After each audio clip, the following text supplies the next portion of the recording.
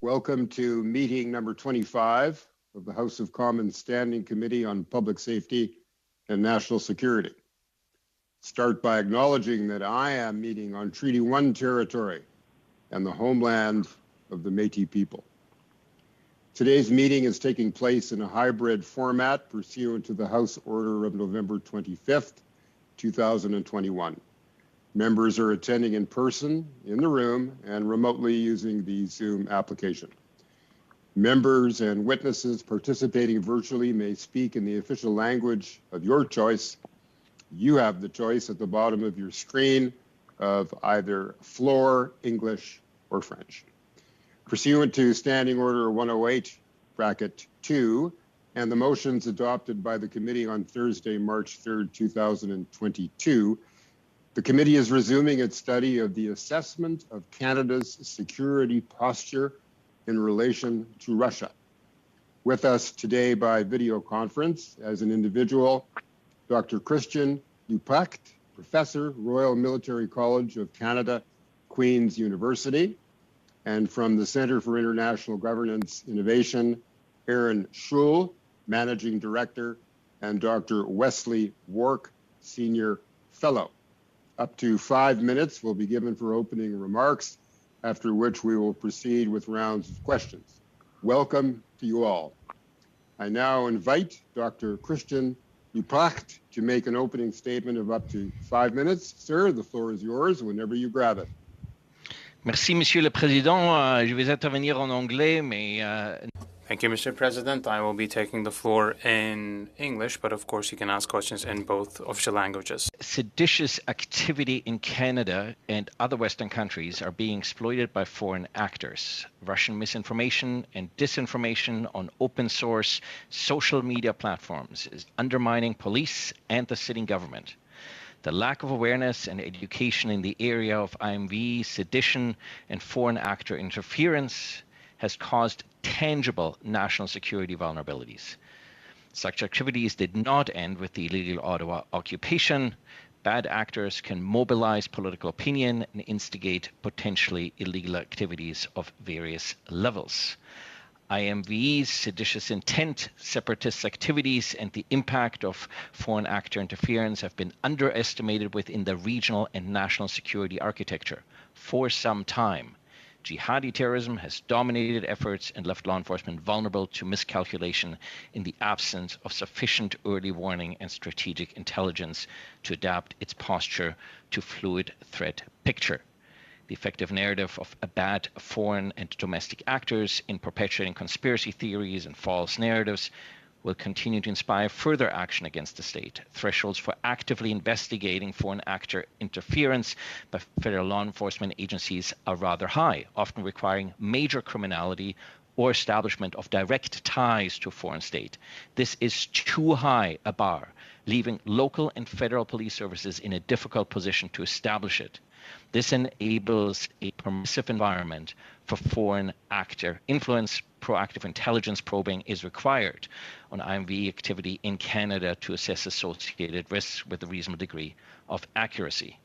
I shall now jump to 7 recommendations. 1. Canada's national security architecture needs to take a more active and assertive role in addressing IMV and foreign actor interference. It's important not to distinguish. IMV does not include political activism and radical thought, but IMV in Canada is driven by hatred and ideological extreme core values with propensity towards advocacy of violence and recently seditious and separatist ideation. Second, more education and awareness are needed to highlight the impact of IMV and foreign actor interference on not only national security, but on human security, and to acknowledge the relationship between the two. Foreign actors have effectively capitalized on propagating division within our society and weakening public confidence in our institutions such as public health and law enforcement. 3, response to foreign actor interference needs to be reimagined. A more robust framework is needed for federal agencies to act more proactively in coordination with the police of jurisdiction, who are the ones more connected to communities being affected by FAI. More cyber capabilities are needed not just to identify misinformation and disinformation, but also to counter it actively. The intelligence establishment needs to improve its public outreach and education. 4, Canada's national security architecture needs to be more responsive and nimble to a changing and complex threat environment as influenced by geopolitical trends and developments. 5, foreign actor laws similar to those in Australia need to be introduced to allow more tools for law enforcement, however, only if conditions and recommendations 3 and 4. Current laws and capabilities are rarely utilized. We need to seek opportunities to apply existing laws to proactively preserve Canada's national interests in alternative ways that can be equally effectively in hardening the operating environment. 6, pushback against FAI and IMV doesn't have to be merely through criminal charges. Intelligence probing and active engagement is essential, not only to be in a position to diagnose the risk better, but also to ensure a more unhospitable operating environment. Lack of arrests or charges should never serve as a barometer of risk. And 7, special prosecutors need additional resources to respond to the complexities of IMV, FAI, and organized crime. And in closing, I should acknowledge that this brief was co-authored by John Korshandish of the York Regional Police. Thank you very much. I would now like to invite Mr. Aaron Shull to make an opening statement of up to 5 minutes whenever you're ready. Thank you very much, Chair, and thank you, committee members. I'm both honored and humbled to be with you today. I really do appreciate it. In advance of this, I watched all the other witnesses' testimony, and I think my best advice to this committee is that if we focus too much only on emergency management and preparedness, we miss an opportunity for strategic foresight and planning, and that's really where I'm going to try and steer my comments. An emergency exists, and we're responding by definition, but we need to get to a point where we've got a strategic plan in this country that's supported by all parties. Because the reality is that no matter who forms a government, the threats that any leader faces are going to be the same across the board. So in other words, this has to be a nonpartisan effort if we want to get it right in the truest sense. The second bit of advice that I would offer is that while we're talking about Russia in the context of this committee, obviously these threats don't just come from Russia, and we all know that. But I just simply pause there to say what we consider here has much broader application. So we're going to talk about critical infrastructure, and I'm just going to read one quote from a U.S. official who aptly put it. He said, quote, "This is pretty mind-blowing, going to work every day behind sealed doors, essentially trying to figure out if it was possible to cripple an entire nation's infrastructure without ever firing a shot or dropping a bomb," close quote. The answer is yes, it is. And this should give all Canadians pause. That's the context that we're having this conversation in. So I want to be of the most assistance I can to this committee, so I thought I would do two things. First, I'm going to offer an assessment of the specific threats that were enumerated in the standing order, but I'm going to break it out in terms of what I think you can change and what I think you can't change, because it only makes sense to focus on the things you actually can change. And then I'm going to offer a recommendation that I think, if acted upon, will mitigate either against an overly narrow approach to national security or ex post reactionism.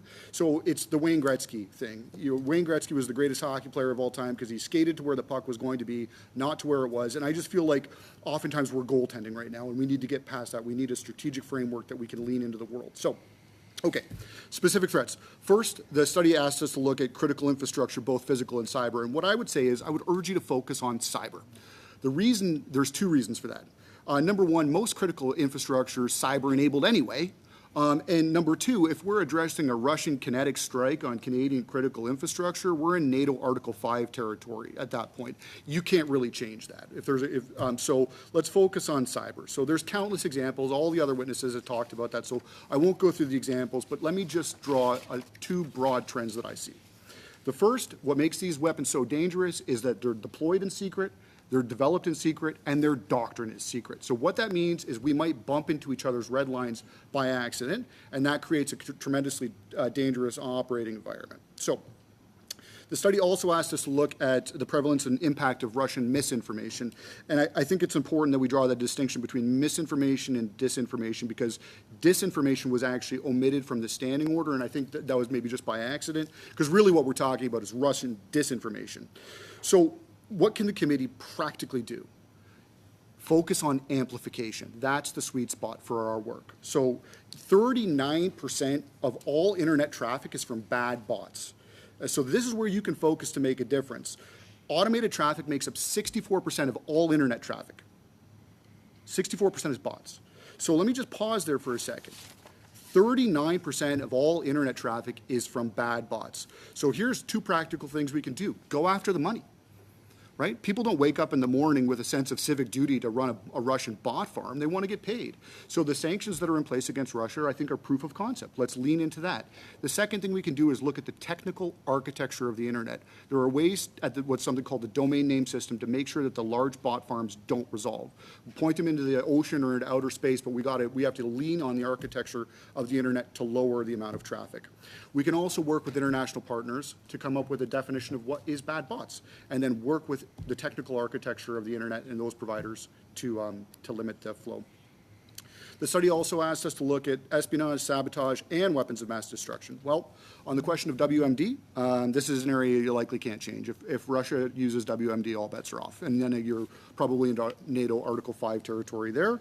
And on espionage and sabotage, this is already happening, but again, it's principally cyber-enabled. And so there's a dynamic interplay between economic security and prosperity, and actual national security here.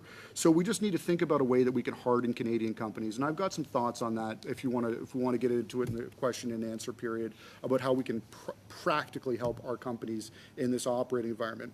But what we really need overall is a new national security strategy that's a truly nonpartisan. 10 seconds, please.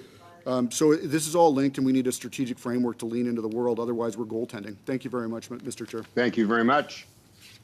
I would now like to invite Dr. Wesley Wark. You have 5 minutes to make an opening comment whenever you're ready, sir. Chair and members of the committee, thank you for this opportunity to appear before your committee in its study of the assessment of Canada's security posture in relation to Russia. To begin, I'll make two main points. The first is that planning for security requires us to take a long view.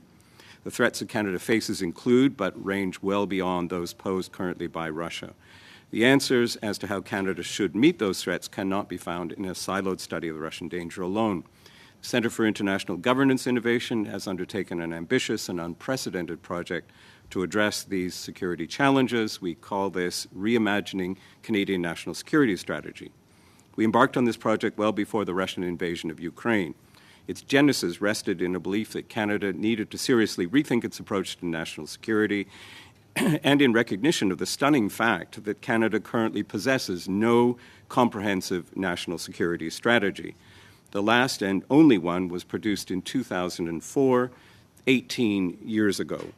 We identified in our reporting a range of persistent and new threats that include global geopolitical disruption, current and future pandemic and health security threats, climate change security impacts, technological change, and economic insecurity. The second point I wish to make in direct response to your study is that Canada's national security and intelligence agencies, not the military, represent the country's first line of defense. This is especially true with regard to Russia when it comes to identifying threats, protecting critical infrastructure, dealing with state-sponsored disinformation, and conducting counterintelligence. I want to just read you an opening statement from the chapter devoted to intelligence in that 2004 National Security Policy.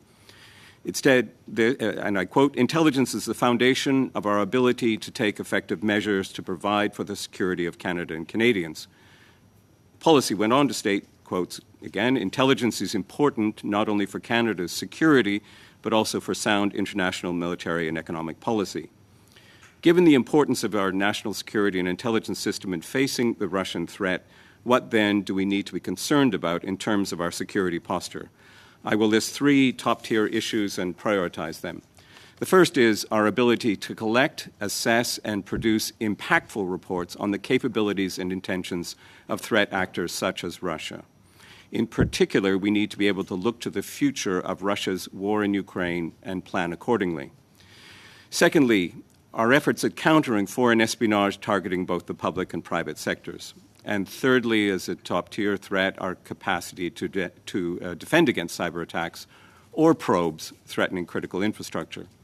CSE and its Five Eyes counterparts have issued repeated warnings about the threat of Russian cyber attacks on critical infrastructure.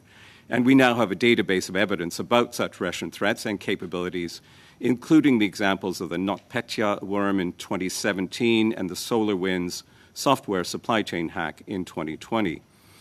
I would also note that Canada has yet to take any action, in contrast to our NATO and EU partners, to expel Russian intelligence officers of its 3 services from this country.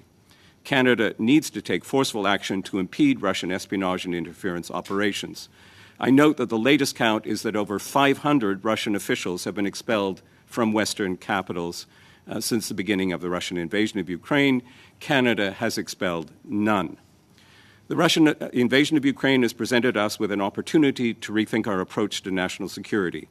We have to abandon old habits of national security navel gazing, as I call it, by recognizing that we live in a borderless world of threats and must develop a sovereign capacity to understand their global points of origin and impact, hence the need for an enhanced global intelligence collection and assessment capacity. We also have to be prepared to wield an offensive response capacity, including the use of intelligence and cyber-enabled tools. The Ukraine war, I think, has brought this starkly into focus, and Canada has responded in part by providing monies to Ukraine for the purchase of satellite imagery and allowing MDA to share its RadarSat analysis. I think we could be doing more to support Ukraine with intelligence, with cyber tools and operations, and through greater assistance to war crimes investigations. We have advanced arguments in our CG, Centre for International Governance Innovation, special report that we produced in the fall of 2021 for a thoroughgoing review of Canadian national security capabilities to meet a new threat environment. The last such review, I would tell members of this committee, was conducted, that last such review by an external examiner was conducted in 1970. We also 10 seconds, please. I'm just finishing, Chair. Thank you. We also need the production, as we've called for, of a renewed national security strategy as nonpartisan guidance for the government and public. And we hope to see some of these proposals acted on. Thank you. Thank you very much. We will now move to the opening round of questions. I will ask Ms. Dancho to lead us off with a 6-minute block. Ms. Dancho, the floor is yours. Thank you, Mr. Chair, and thank you to the witnesses for being here in person and online. Mr. Wark, I'd like to ask you a bit more about some of your opening remarks regarding intelligence gathering. I think Canada does a decent job, but it certainly sounds like we could do significantly better and contribute more. Perhaps we could have been included in the AUKUS, for example. We were left out of that agreement. I'd like you to comment on that. I'd also like your thoughts on whether you think it would be a good idea to have a dedicated cabinet committee chaired by the Prime Minister on intelligence and national security. Ms. Dancho, through the Chair, thank you very much for the question. Just very briefly, I think Canada does have some limited foreign intelligence capabilities, particularly those operated by the Communications Security Establishment and to a certain extent by Global Affairs Canada. There is a lot more we could do. And Canada has often faced criticism, quiet criticism from its Five Eyes partners for being a bit of a free loader, free rider in the alliance partnership. I think the key concern I have is that we really do need to build a stronger sovereign capacity to understand the world and threats that are coming at us from the world. And I think there's a lot of work that's being done in that regard, both with regard to intelligence collection capabilities, especially something that's forgotten, the importance of intelligence assessment, where we have a kind of scattered and diffuse system in the federal government, and also in this system by which we report intelligence that we have acquired and try and make sure that that has an impact on decision-making. We did say in the CG special report that we felt it was important to have a look at the governance of national security in Canada, and which has for a long time, of course, been a very decentralized system, siloed and based on departmental mandates and expertise, with relatively little central coordination and control. We did advocate in that report that the idea, among others, that there should be a permanent cabinet standing committee on national security and intelligence. Such cabinet committees have been in place in the past, They've currently been replaced by the Incident Response Group, as I'm sure members of the committee know, which is an ad hoc gathering of cabinet ministers and officials that deals just with emergencies and has, I think, little capacity to do any forward strategic thinking and planning. So thank you. Thank you very much. Now for Mr. Lieprecht, I'd like to talk to you a little bit about some of the challenges we're seeing in the Canadian Armed Forces and our ability to secure our national security utilizing the Canadian Armed Forces. We hear a lot about procurement, but I'm also hearing concerns about personnel. And we know it takes 10, 15, 20 years to train some of those top individuals in the Canadian Armed Forces that certainly provide expertise to government of how to proceed should the worst happen, for example. I'd just like you to comment on that. Do you think that personnel is lacking? Should we be investing more time and energy in this? And do you think it's at a critical point? Your thoughts? So over the last 25 years, the amount of demands on the Canadian Armed Forces have increased significantly, qualitatively in terms of the complexity of the security environment and quantitatively in terms of what's required of the Canadian Armed Forces. Canadian Armed Forces are currently 7,000 as of February this year, 7,600 people short of their authorized troop strength of 72,500, but they're about 10,000 people short on the operational side. That means effectively that they're operating at 85% of staffing levels to meet operational requirements and mandates, and that has a significant impact on morale as well as on the ability of the organization to deliver on domestic operations, on continental defense, as well as on regional and international security. And it partially explains why the government is more limited than perhaps it might like to be in order to respond to current challenges. That is the result of 20 years of benign neglect, where governments have chosen their force packages and force structure and the operations that they go on. And with this emphasis on operations, we've neglected force reconstitution, force regeneration, and force sustainment. And so all efforts need to be on that front piece, because it takes, as you point out, 15 to 20 years to train an experienced soldier that can then deliver not only kinetic operations abroad or for continental defense, but also for some of the complex domestic responses that the Canadian Armed Forces are increasingly called upon. Thank you very much. Next question for Mr. Schull. Mr. Schull, can you comment a little bit on Canada's cybersecurity defense capabilities?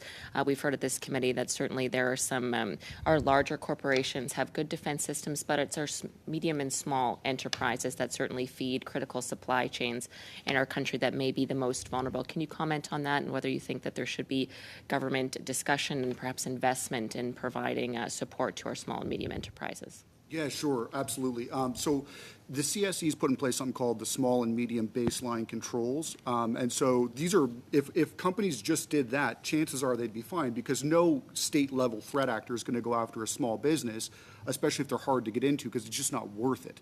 So we put the baselines in place. The problem is they exist. Most people aren't doing them. Most companies are not doing them. So what we have to do, the threat is not enough to spur them to action, so you have to incentivize them. So I would consider looking at a tax credit of some sort. If you gave small and medium enterprises $5,000 back on their taxes, chances are they put those baselines in place. There's about, if every small and medium enterprise did it in the country, it'd cost you $50 million.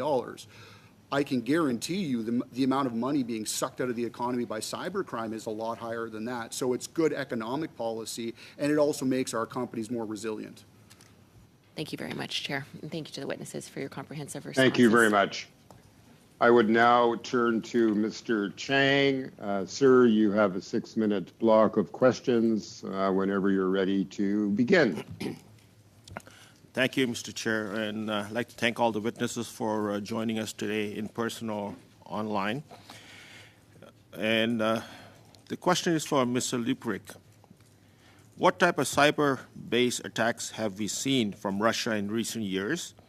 And have these cyber attacks increased since the start of the war in Ukraine? And if so, what should Canada do to protect our critical infrastructures? So that's a very good question, because in part, this is sort of the dog that didn't bark. We assumed that we're going to see a lot more and a lot more sophistication than we did. But the challenge with Russia is, and the solar winds explosion mentioned, that Russia and China have there's sort of 98, 99% of sort of attacks that are sort of reasonably sort of medium level that you can defend against with sort of reasonable capabilities.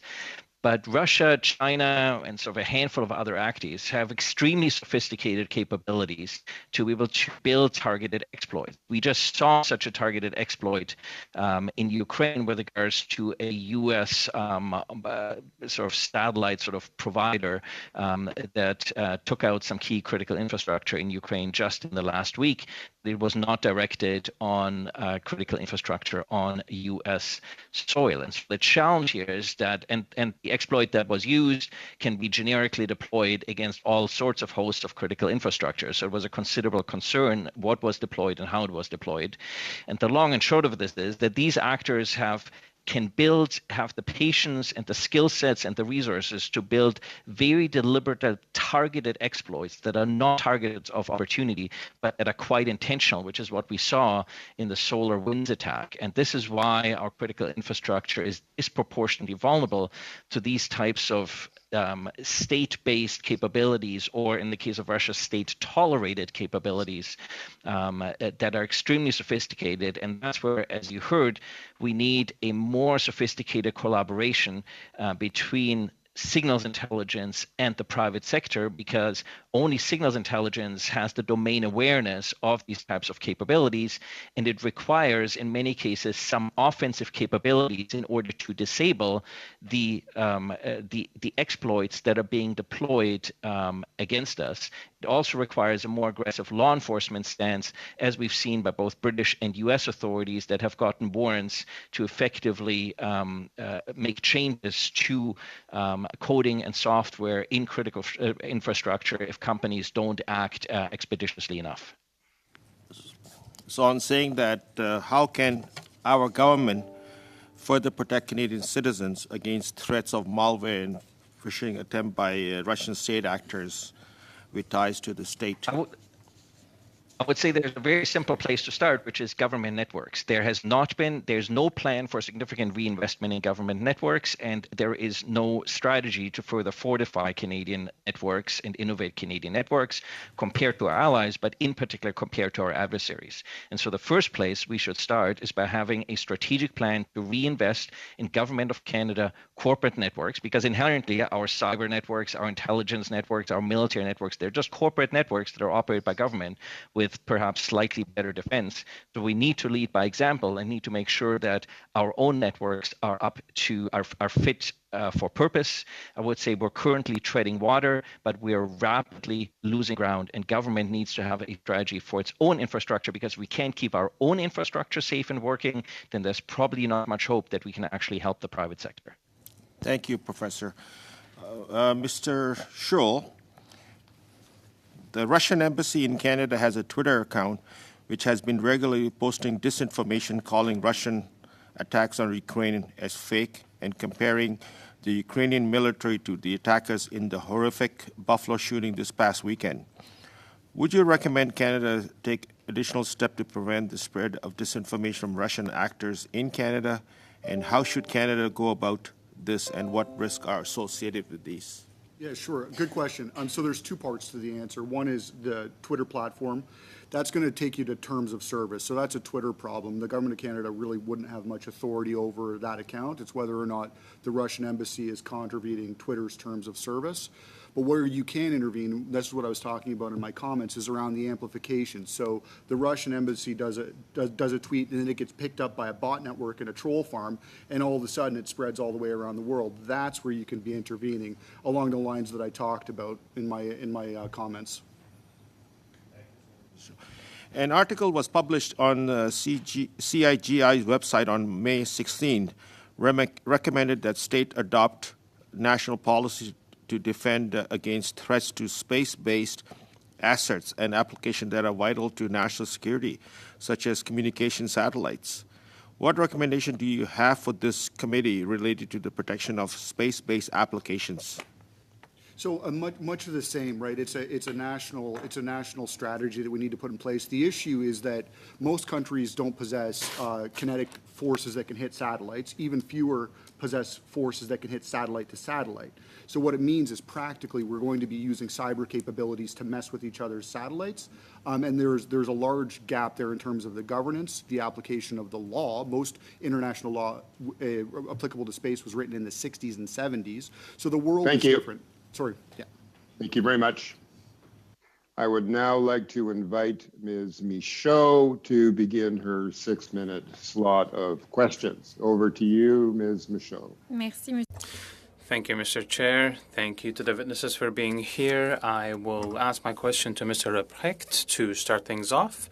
In an article that you co-written in La Presse in late March, you were saying that since the last 20 years, instead of investing in international relations, the Canadian government has hesitated, and the words were more important than action. And there have been deficiencies in the Canadian defense policy and diplomacy, and it is mentioned that Canada has to adopt real capacities and expeditional robust capacity and defense against ballistic missiles, and the establishment of an autonomous foreign intelligence agency. So I'd like to hear from you a bit more on these proposals. And also, I'd like to get your opinion on the fact that the Canadian government recently announced that it might be interested in joining the U.S. anti-missile defense system. Do you think that it would be wise to do this quickly, and was it a mistake not to have done that earlier? Well, let's put it this way. My words underscored neglect of 2 decades in terms of investment in base capacities for Canadian forces for continental defense. Continental defense is very important because the primary objective of a state has to be, first and foremost, the security of its country and of its citizens. So that brings us to the security of North America, and that brings us to an investment in NATO, because if the U.S. Isn't secured, then that reduces their dissuasive capacity, both kinetic and nuclear, when it comes to their relations with their allies, Europe and elsewhere. When it comes to the missile defense systems or missile shield, there have been instances where Canada could have joined in a missile defense system in Europe, which happened, but that did not happen in North America. Of course, we need to take into account Iranian missiles that can reach the eastern coast of North America in an unpredictable attack. And if a state can launch missiles, they can, of course, introduce restrictions or limitations to our capacity of taking independent political decisions too, because if you make a decision at that point that bothers another country, another state with missiles, then that country can threaten us with these missiles. And in that scenario, we're not capable of imposing our independent, sovereign, democratic decision. So limitations and restrictions could be imposed on the Canadian government or the Canadian people, and rather on its capacity of taking the decisions that have the best interest of Canadians at mind. Thank you.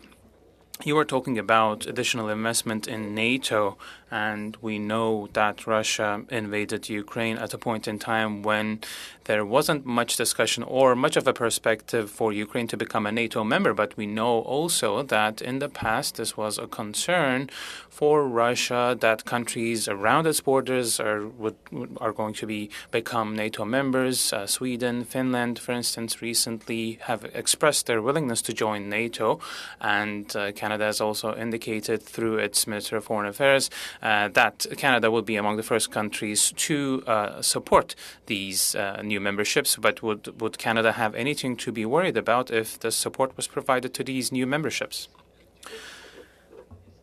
There is, of course, always the risk of a horizontal or vertical escalation risk when it comes to Ukraine or other allied countries or other countries, partner countries in the region, in the close vicinity. And of course, the relationship with Russia is a difficult one, and Russia threatens our interests not only in Europe, our second biggest strategic partner after the U.S., but also our interests in the Arctic are threatened by Russia. As you have mentioned, Russia in that scenario would become a difficult actor to contend with in the upcoming decades, but also we have to be mindful of the fact that with the current regime, they are in place, but of course there's a newer generation coming up too in Russia, which is a lot more favorable towards the West, and they don't have this willingness go back to Cold War times or the Soviet Empire times. So I do believe that in the next 20 years there might be a potential rapprochement with Russia in the upcoming, years or decades. But in the meantime, of course, we will most likely going to witness Russia threatening all NATO members and other allies. And since in 1975, of course, the Helsinki Act was introduced, and we have to be mindful of that. Thank you for your response. And of course, given these threats Russia continues to pose to allies and NATO members, does Canada have time to prepare itself to these attacks? Ms. Michaud. We will go to Mr. McGregor with a 6-minute slot that will take us through the first round of questioning. Mr. McGregor, the floor is yours. Thank you, Mr. Chair. It's striking to me with the Russia study that we're currently engaged in how much of a crossover there is with our recently concluded IMVE study, especially foreign state actors' roles in helping sow disinformation. Because if you are causing that level of disturbance within a country's internal politics, of course, it's going to cause a great amount of distraction. Mr. Schull, in your opening remarks, you were talking about automated traffic. How we really need to step up and go after the bots. Ultimately, what I'm interested in as a parliamentarian is producing a comprehensive report with some solid recommendations for what the federal government can be doing. Can you maybe expand on that and maybe provide a specific recommendation of what you want to see the federal government do with regards to going after bots, which we know from our previous studies helping amplify a lot of that disinformation we heard about? Bots and troll farms really trying to push all this stuff, which is causing a lot of havoc in our internal politics. Sure. So I mentioned two things, but let me go into them in greater detail. And just for the purposes of clarity, there's a troll. That's a person. Yeah. Then there's bots, and those are actually robots, but they work together. So the trolls control the bots, and there's actually what they call cyborgs. That's when trolls manipulate bot armies and redirect them. So the point that I was making earlier is that troll wants to get paid.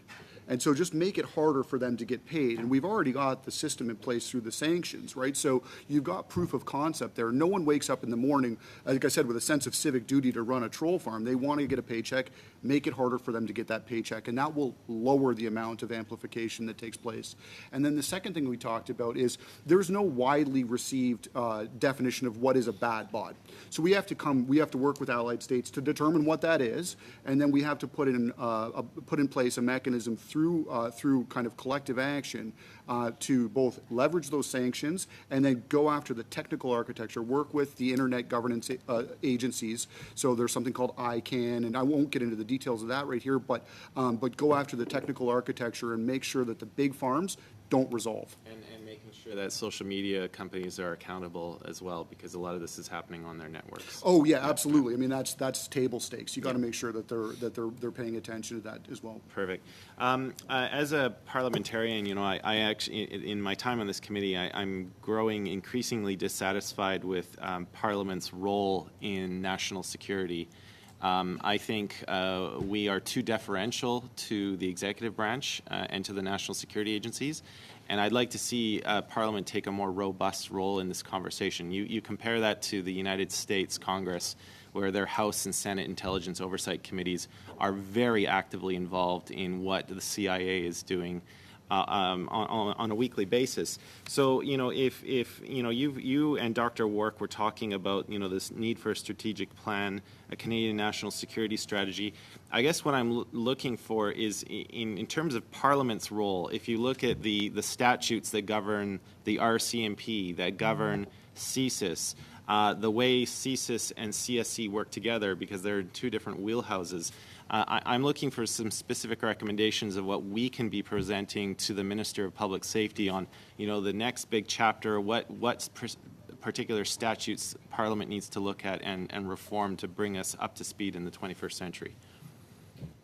There's even things before getting to a legislative review. Number one, we can table an annual threat assessment in Parliament, and number two, we can have an annual discussion of intelligence priorities. And like you, I very much view a central role for Parliament in this, because Canadians need to know. Right? There's not a dinner table in this country that hasn't been infected by national security, the pandemic, cybersecurity. Now we're at the closest we've ever been to a major global conflict since the end of World War II. This affects Canadians, but we don't talk about it enough. And so I think another role that Parliament can play outside of the legislative mechanisms, and there's things we could talk about specifically there, but having that national conversation, advancing with your constituents, and making sure that people understand that national security affects them. Dr. Wark, any additional thoughts on that? And also, do you have any comments on, Budget 22's increase to CSC's budget? Just in regards to what that's going to help do for our capabilities in this arena. Thanks, Mr. McGregor. Through the chair, I would say I think additional resources to CSC are welcome. It's always important to track how those resources, of course, are spent, and that's a role that parliamentary committees can play. The challenge for Parliament in the national security space, it seems to me, is that parliamentary committees, I think, can have a major impact on the sort of broad framework, governance, strategic issues. It's difficult for a standing committee of Parliament to get into the details of intelligence and national security because of lack of access to classified information and classified briefings. That's a role that can be played by, and Parliament intended to have played by, the National Security and Intelligence Committee of Parliamentarians. And I would just say in passing, I'm pleased to see that committee is back up and running, and I think it deserves Parliament's support in the future. The interplay between NSI-COP and parliamentary committees is an important one that wasn't really clarified when NSI-COP was established, and I think that would be an area to talk to your fellow parliamentarians who happen to sit on that committee. Thanks. Thank you very much. Colleagues, we now move into a second round of questions, and to lead us off, Mr. Lloyd, you've got the floor for 5 minutes. Whenever you're ready, sir. Thank you, Mr. Chair. My first question for Mr. Shull. Are you aware of my former colleague Kenny Chew's private member's bill to establish a foreign influence registry in Canada before the last election? Yeah, it rings a bell. I couldn't cite a chapter and verse right now, though. Are you aware of other countries that have foreign influence registries, and do you have a comment on whether or not they're useful tools? I think it depends on how you scope it, and I appreciated your questions to the previous witnesses. I'm not an expert in it, so I don't want to steer you in the wrong direction. Okay. I think obviously foreign influence is a bad thing. We've got to be on top of it, but there's different ways of approaching it. Maybe I'll flip over to Dr. Luprecht, because one of your recommendations was dealing with foreign actor laws. Can you comment on the foreign actor registry? Are you familiar with it from the before the last election? Well, both the United States and Australia have. So one of the things that it avoids is people showing up in front of Parliament under spurious, for instance, conditions, and not realizing that these are actually entities that are effectively paid for or otherwise resourced or tasked by a foreign government. So I think certainly it helps to enhance the ability to distinguish what effectively foreign agents. I think there's a number of other things that we can do. it's one tool. It's one tool in the toolbox. I think I'd have higher priorities. Having a proper, independent, standalone foreign intelligence collection service would be a higher priority. Having a standalone criminal intelligence commission in Canada, like Australia does. Having a 5-year annual review. Having proper doctrine in terms of cyber engagement, red lines for Canada and its sovereign capacity to hit back at countries that compromise our critical infrastructure. So I think there's probably things that I'd say have a higher payoff than the registry, but the registry is certainly one element in a toolbox. Dr. Leuprecht, are you aware of what happened to my colleague Kenny Chiu in the last election, primarily because he introduced a bill to propose making this foreign influence registry? I'm aware of some of the online activity that was directed at your colleague, and I also believe that that activity had a material influence on the outcome in that particular writing. So there was a McGill study, I'm sure you might be aware of it, that said, the overall election, they said it didn't have a material impact, but at certain riding levels, they can't discount that it had a material impact on the election. Would you say that he was one of the ridings, primarily because he brought forward this bill that was targeted by foreign disinformation campaigns to defeat a candidate, an incumbent candidate in a Canadian election? Yeah, I think it clearly undermined our democracy, and it was quite nefarious because the activity, as you well know, was conducted in language in neither English nor French. It was primarily conducted in a third language, a language in which our security, intelligence, and law enforcement agencies have rather limited capabilities. Nor did we have a plan of how we would actively identify such influence activity and be able to counter it. And so, yes, I think it is a canary in the coal mine of what any member of parliament faces when they actively engage in activity that displeases some of our adversaries. That's great.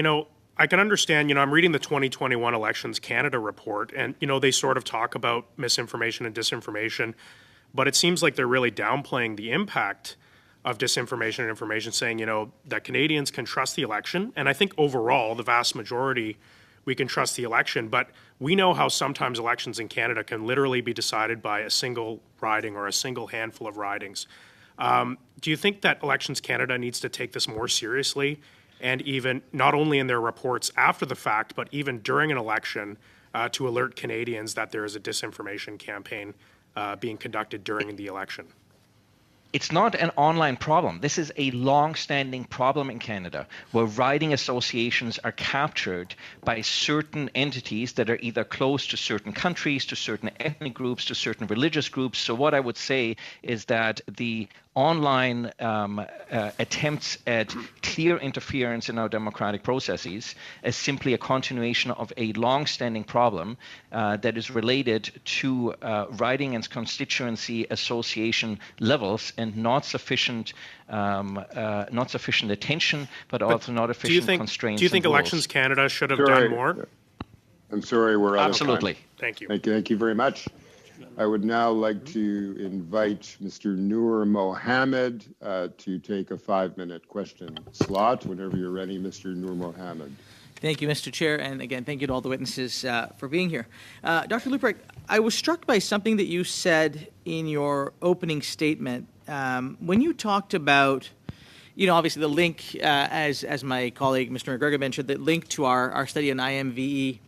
You talked about separatist ideation and the impact on human security and the role that foreign actors are playing in feeding into this particular trend to foment discord in Canada. Can you talk a little bit more about that? Yeah, so I think what we need to understand here is often we focus, as Mr. Lloyd just did, very specifically on the direct interference in our democratic process. But really what our actors are up to, they're just simply trying to undermine our values, our institutions, and their legitimacy on a broad range, from politics to the economy to our diplomacy in the cyberspace. And so what we have here is effectively, and the pandemic has been a great laboratory for our adversaries, a systematic attempt to undermine the public confidence in our institutions, in institutions that are critical for the effective functioning of democratic societies. So the public health institutions, law enforcement institutions, in the way I would say that even some of our intelligence institutions were inadvertently, I think, made very significant mistakes here in not being able to anticipate some of these challenges. And so that's what I mean by sort of shifting from a national security to a human security lens, where we understand that our adversaries are constantly pressing us hard in every way they can to undermine our institutions, our democracy, our legitimacy. Thank you. And who do they tend to exploit? I mean, can you speak to a specific demographic? Can you speak to a specific kind of sense of on the political spectrum, not partisan, but broadly on the political? Who do these foreign actors in spreading this misinformation? Who do they tend to exploit, and what do they tend to amplify to do exactly what you've just talked about, which is to undermine institutions in Canada? Is there a trend that you've seen? Well, I would say the trend that we've certainly seen is an uptick in both people who sympathize with views on the extremes of the political spectrum, so say the extreme left and the extreme right. The challenge with the growing sympathies on the extreme right is that, unlike the sympathies on the extreme left, they tend to be actively associated with incitement to violence, with seditious activities, and with other active engagement to undermine our institutions and our government. And this is why I think it is embarrassing that the government of Canada has not called a royal commission into the incidents of what transpired in February, which was the single greatest failure of our national security infrastructure in decades. And I think it is embarrassing that we are not having an open and honest conversation to identify precisely the sort of sources and the sort of causes that you've just identified, and the sort of influence that that had on what effectively brought a democratic capital of a G7 country to a standstill for 3 weeks. Just leaning into this a little bit, in the United States, we have seen the devastating impact to democratic institutions when political actors and political players start to lean into this very same narrative. Are you concerned at all that that's starting to happen in Canada? And how should we all, across party lines, as parliamentarians, work together to stop it, if it is in fact an issue? I think parliamentarians need to be very careful not to sympathize with activity that is criminal or that is clearly illegal. And I think when we start to blur those boundaries, we get ourselves into trouble. At the same time, I think we're starting to get ourselves into trouble where we get these wink, wink, nudge, nudge sort of hints from governments in terms of to police, in terms of don't go too hard on these protesters because we're sympathetic to them, but go hard on those protesters because we're not sympathetic to them. And I think we need a multi-partisan consensus to make sure that the law is enforced equally and equitably in terms of the rule of law in this country, so that law enforcement always has intelligence, has clear direction into what its approach needs to be. And I'm deeply concerned the extent to which we are increasingly politicizing, especially law enforcement activities in this country, because of the extent to which sympathies a government might have for these protesters or those protesters, instead of drawing a clear line. If a protest is illegal, let alone if a protest is criminal, then we need to let the rule of law take its course. Perfect. Thank you very much. I now would like to call upon Ms. Michaud. You have 2.5 minutes. The floor is yours. Merci. Thank you, Mr. Chair. I would like to dedicate my last minutes to you, Mr. Schull. I really liked your example of Wayne Gretzky. You have to go where the puck is going, not where it is right now. So it's a good piece of advice for many circumstances, maybe, but that is especially true for Canada in dealing with these threats, security threats. So what should be the next step that the government of Canada or the Parliament has to take to reinforce its security? We have Charles Burton from the McDonough-Luria Institute, who was witnessing last week, and they were saying that there's maybe a lack of transparency on the end of the RCMP, the CSIS, SERC, or the CSE rather, in terms of sensitive information on with national security ramifications, and that was preventing us as parliamentarians from doing our jobs and to pass the laws that would increase and further reinforce our security. What do you think about that point, and what do you think should be done on that? Back to my broad observation that we tend to do things in a siloed format, right? There's this policy framework, there's the defense policy, there's the national security strategy, there's the innovation policy.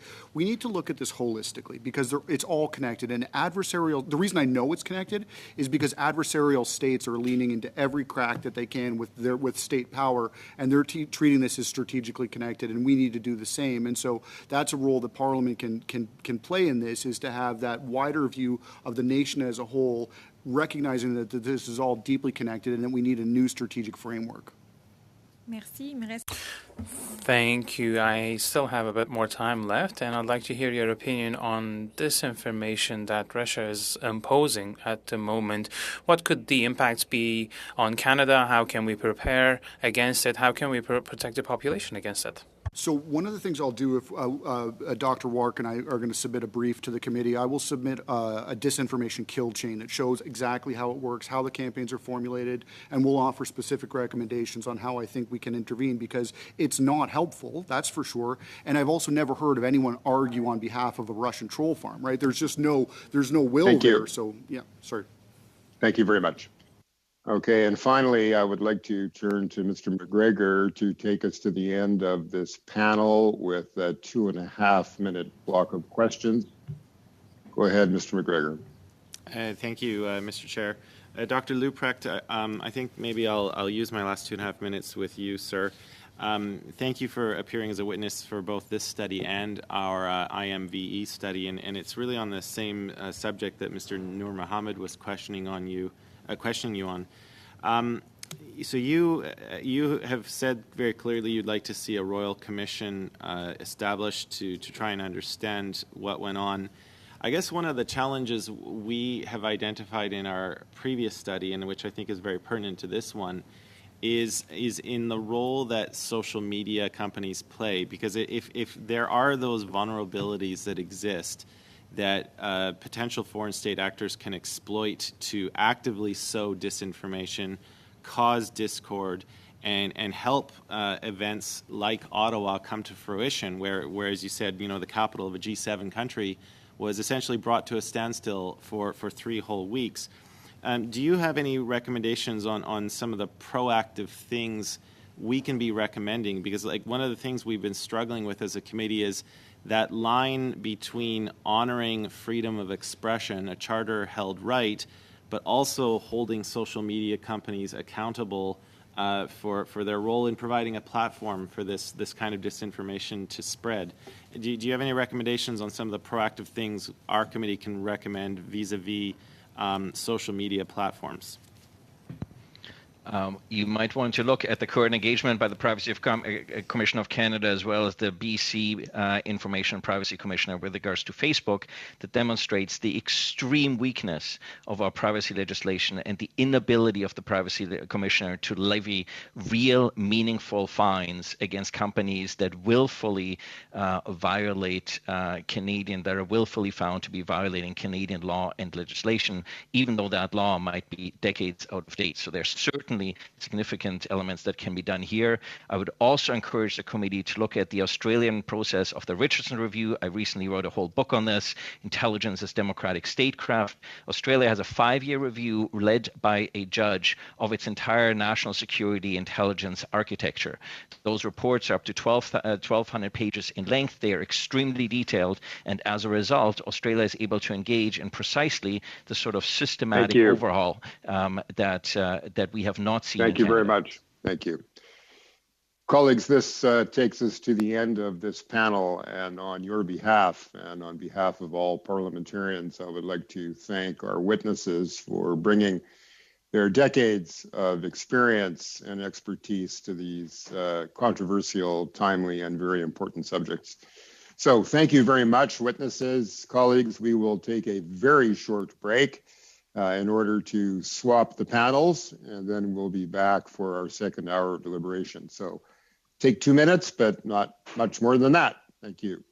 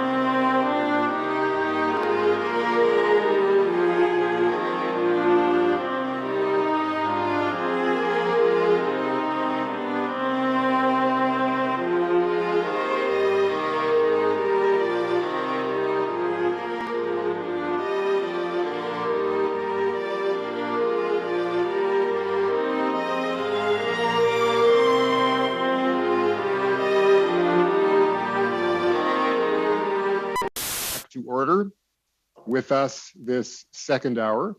As an individual, William Browder, Chief Executive Officer, Hermitage Capital Management Limited. Dr. Jeffrey Mankoff, Distinguished Research Fellow, National Defense University. And Errol Mendez, Professor, Constitutional and International Law at the University of Ottawa. Up to 5 minutes will be given for opening remarks, after which we will proceed with rounds of questions.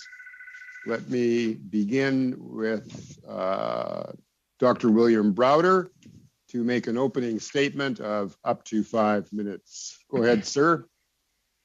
Thank you for inviting me. One small correction: I'm not a doctor, but I appreciate the elevation of my status. Well, we can't have too many doctors these days.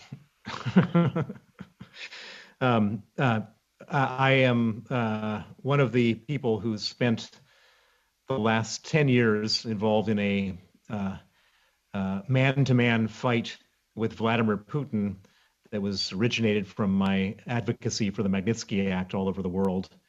And many of you will know me from the work that I've done with many members of Parliament in Canada over this issue. And so I've seen the ways in which Putin and his regime go after enemies, people they consider to be enemies, countries they consider to be enemies, and so on. And so I just wanted to share a few thoughts at the very beginning of this conversation about the state of play with the war in Ukraine, about our reaction to that war, about Putin's reaction to our reaction, and things that might be done to protect ourselves, protect Canada, protect the West more generally. So first and foremost, the government of Canada and the government of the United States, EU, UK, and Australia have done a fine job of imposing sanctions as a way of trying to cripple Vladimir Putin's war effort. The sanctions have been more impressive than I would have expected, perhaps even more impressive than I would have asked for. And if we look at the number of people and the names of the people sanctioned, it's really something I think to be proud of. The problem is, and this is something that's come from my own research, I estimate that the amount of money that the criminal regime of Vladimir Putin has stolen from the Russian people since 2000, when Vladimir Putin came to power, is about $1 trillion. He and the top 1,000 people have taken $1 trillion out of Russia, and that money is sitting in the West. And as we put sanctions in place to try to restrict their access to that money so that they can't use it for the war effort, if we look at what's actually been frozen from those sanctions, it's a tiny de minimis portion of the money that's been taken out of Russia. And the reason for that is that there has been a huge amount of sanctions evasion. So when we put a person on the sanctions list, that person may have some assets in their own name, but that person may also be using all sorts of complicated structures, holding companies, et cetera, to hold their assets. They also use family members. They also use nominees, custodians, trust companies, et cetera. And so that's one of the ways in which they're sort of fighting back and keeping their money hidden. Another way in which the Putin regime is reacting to our efforts to cut them off is that they're weaponizing everything that they can weaponize. They're weaponizing the price of wheat by restricting the export of wheat from Ukraine. They're weaponizing the price of oil by pushing up the price of oil, and they're weaponizing the price of gas. And those three things will have a very dramatic effect on all democracies going forward. A lot of people are not going to be worried about Ukraine. They're going to be worried about the price of food at home. They're going to be worried about putting gas in their car. They're going to be worried about heating their houses. And so as we think of how we want to be responding to this weaponization, we have to look very specifically at these three things and figure out if there's ways in which we can reduce their ability to weaponize these prices. I think in the case of oil, Saudi Arabia is the largest oil supplier in the world. Saudi Arabia has the capacity to increase their oil production. If they were to do that, 10 seconds, please. Okay. Let me just finish it there. Thank you. Thank you very much. I would now like to invite Dr. Jeffrey Mankoff, who will have 5 minutes for an opening statement. Go ahead, sir, whenever you're ready. Mr. Chair, members of the committee, fellow panelists, thank you very much. Russia's invasion of Ukraine represents the continuation of a long-standing effort in Moscow to revise the outcome of the Cold War. Its danger is exacerbated by President Putin's open rejection of Ukrainian nation and statehood. The belief that he has expressed that Russians and Ukrainians are, quote, one people, implies that Ukrainians don't have a right to determine their own political fate, that they're doomed by history to remain part of a greater Russian nation. And in areas that are occupied by Russian forces, we've seen what this means in practice. Eradication of Ukrainian culture and its bearers, the mass deportations of civilians, including children, widespread sexual assault, and other war crimes. Having failed to arrest Ukraine's westernization through other means, Russia's current war aims at nothing less than the dismantlement of the Ukrainian state and the erasure of Ukrainian identity. The West is also a target in this conflict, not only because its members continue providing support to Ukraine, but because of what they stand for. That is a rules-based order built on the foundations of liberalism and democracy, which includes Ukrainians' right to a free and peaceful life in their own state. Even as Russian troops continue their onslaught against Ukraine, Russia's continuing long-standing efforts to erode Euro-Atlantic solidarity and sow chaos, confusion, and corruption within the Euro-Atlantic space. Compared to states on the front line of the conflict, such as Poland, Romania, the Baltic states, Canada, as well as the United States, is somewhat insulated from the worst of Russia's disruptive activities, but hardly immune. Indeed, Russia has a diverse and deep toolkit of disruptive activities that it can employ against current and aspiring members of the NATO alliance. They include techniques such as espionage and the promotion of disinformation, which technology has allowed Russia to amplify. And while social media, spyware, and other modern digital technologies are instrumental in this campaign of disinformation and disruption, Cold War era parallels suggest how the West can push back. Indeed, the most important steps taken by Western leaders to counter Soviet influence during the Cold War centered on addressing the root causes of societal vulnerability that Moscow exploited. In earlier eras, belief in democracy's vulnerability drove investment in public education, civil rights legislation, and the expansion of the welfare state. Similar investments today would go a long way toward shoring up the vulnerabilities that Russia, among other malign actors, manipulates. We've done this before. We can do it again. Whether we can do so is really a question of priorities and political will. Of course, Russia has other disruptive tools at its disposal as well, things like sabotage, assassination, and the use of non-conventional weapons. Compared to the Cold War, Russia indeed may be more inclined to use at least some of these weapons today because of the relative weakness of its regular military, which we've all now seen on display in Ukraine. President Putin and his inner circle understand that Russia cannot win a conventional war against NATO. Instead, they've taken to nuclear saber rattling as a form of deterrence. And even though the likelihood of nuclear use is low, other kinds of non-conventional attacks are unfortunately possible. Putin's Russia has shown little compunction about conducting sabotage and assassination overseas, including in NATO member states. Last year, a German court convicted a member of the Russian Federal Security Service of killing a Chechen exile named Zelmkhan Khangashvili in a Berlin park.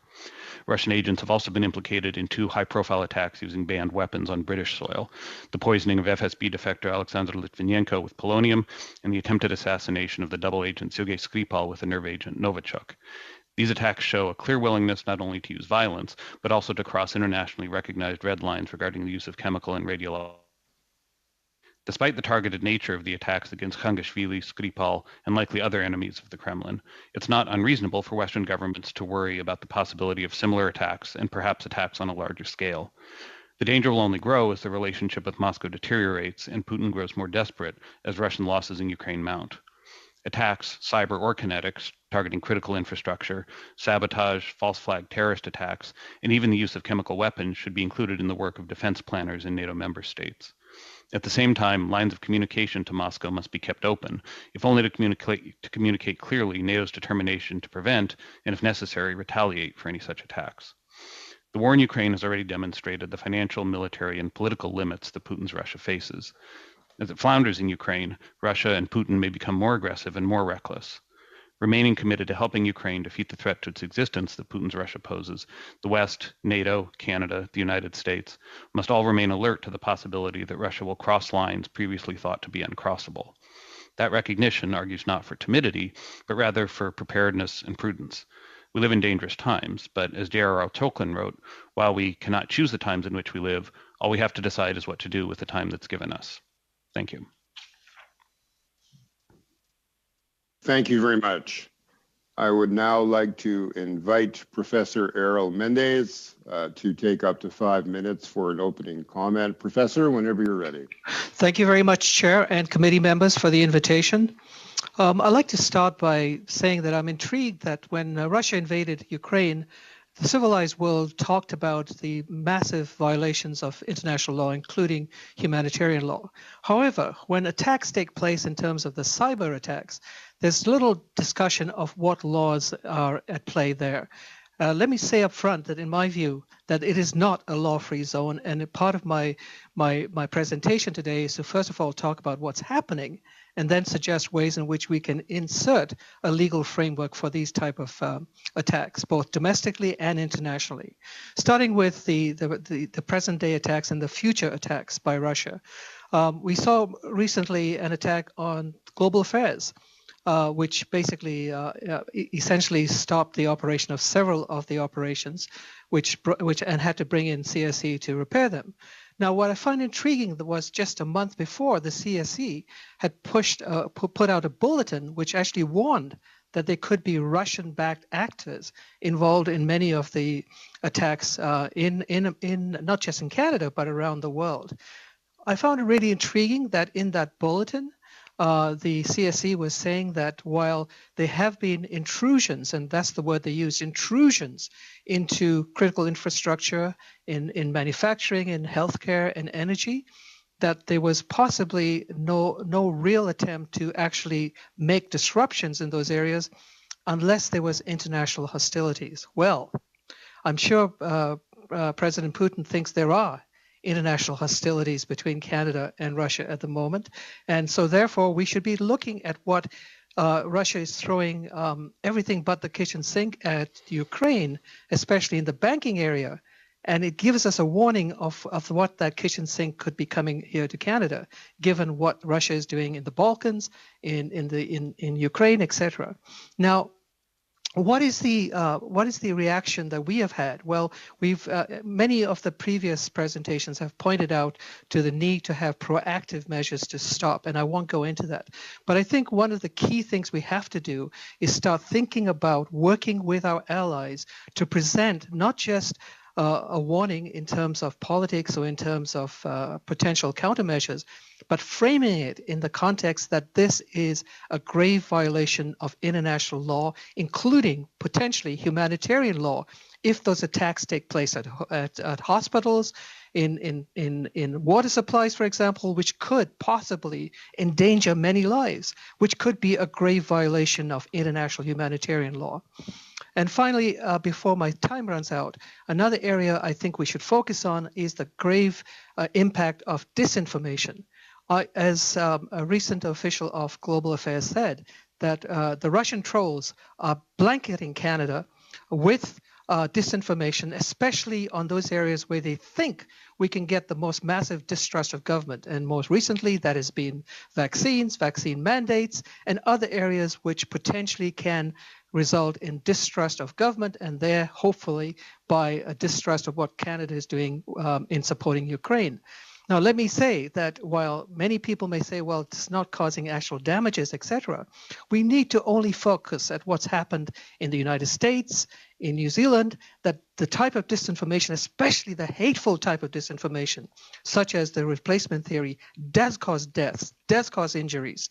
And so one of the things which I'm advocating is that if in the absence of us having a domestic law dealing with online harms, we should seriously thinking about how do we link in with, for example, the European Union, which is now putting forward a Digital Services Act, which is trying to focus on the platforms themselves and putting the onus on the platforms to have annual assessments, to have independent audits, and ultimately back it up by a regulatory framework, which could potentially have massive fines. So I know there's lots of problems in terms of the potential laws that we propose, which has a massive backlash in terms of freedom of expression.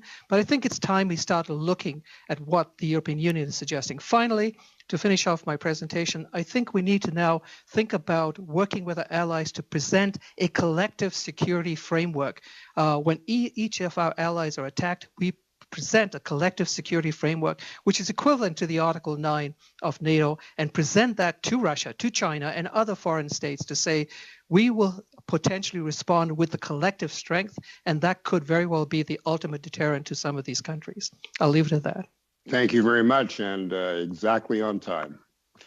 Now I will open up to our first round of questions, and we will be led by Mr. Van Popta, who has a 6-minute block of questions. Sir, whenever you're ready. Good. Thank you, Chair, and thank you to all the witnesses with us here this morning to share your wisdom and insights. Mr. Browder, I'm going to start with you. I read your earlier book, The Red Notice, I think it's called, a couple of years ago, and I've just downloaded your most recent book and into it a couple of chapters. So thank you for that, and I would recommend it as reading to all my committee members to better understand the corruption that is going on in Russia today under President Putin. So in your book, you talk about your friend and lawyer, Sergei Magnitsky. So I want to thank you for sticking to it and encouraging Western countries to implement Magnitsky laws and sanctions, which we have done now. Now, Mr. Browder, here's my question. You appeared before the Foreign Affairs Committee on February 10th of this year, some 2 weeks before Russia actually invaded Ukraine, and you had recommended that we identify 50 of Putin's top oligarchs and that we hit them hard where it hurts, and that is in their bank accounts.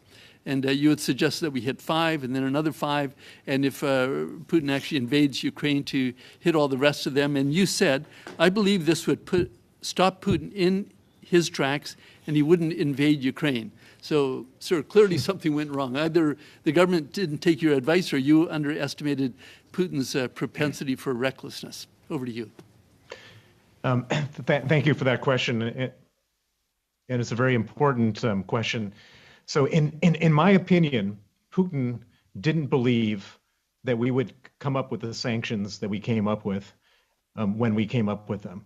He had looked at our conduct, and I say our, I mean Canada, the United States, EU, UK. He looked at our conduct after the invasion of Georgia, nothing. After the illegal annexation of Crimea, effectively nothing. After MH17 was shot down, nothing. After Salisbury poisonings, nothing. And so he was of the opinion that we weren't going to do anything if he invaded Ukraine. He thought that we would do some kind of token, seen to be doing something but not doing anything sanctions. And so I believe part of his miscalculation of invading Ukraine was that we didn't do anything. So when I made that proposal on February 10th, all we had to do was sanction 5 oligarchs, not as a major punishment, but as a demonstration that we have the capacity to do this. But we didn't.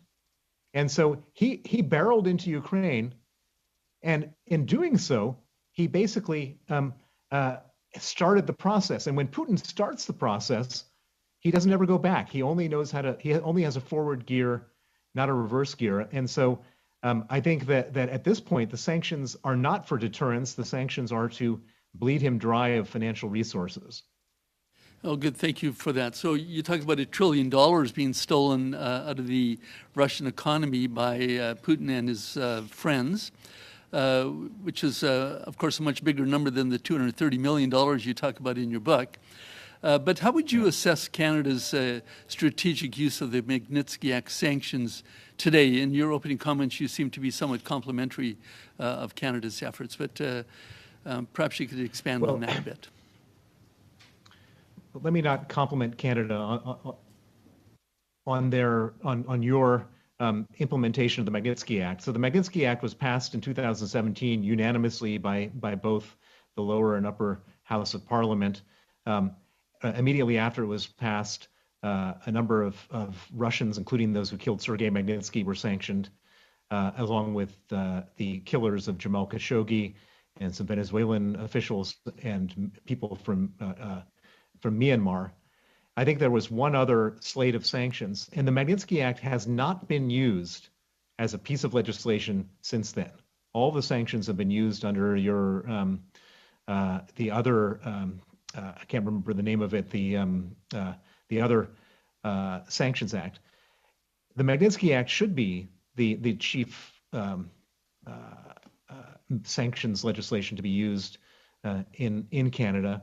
And I would actually suggest and propose that because there's been so little usage of it by the Foreign Affairs Ministry, that there should be some type of parliamentary review to understand what the holdup is, what the barrier is, because the Magnitsky Act is the main tool to go after human rights violators, and there's a lot of victims out there that are all wanting Canada to join the rest of the sort of coalition of the willing, the United States, the UK, and the EU, in using the Magnitsky Act in all sorts of terrible situations where it hasn't been used so far.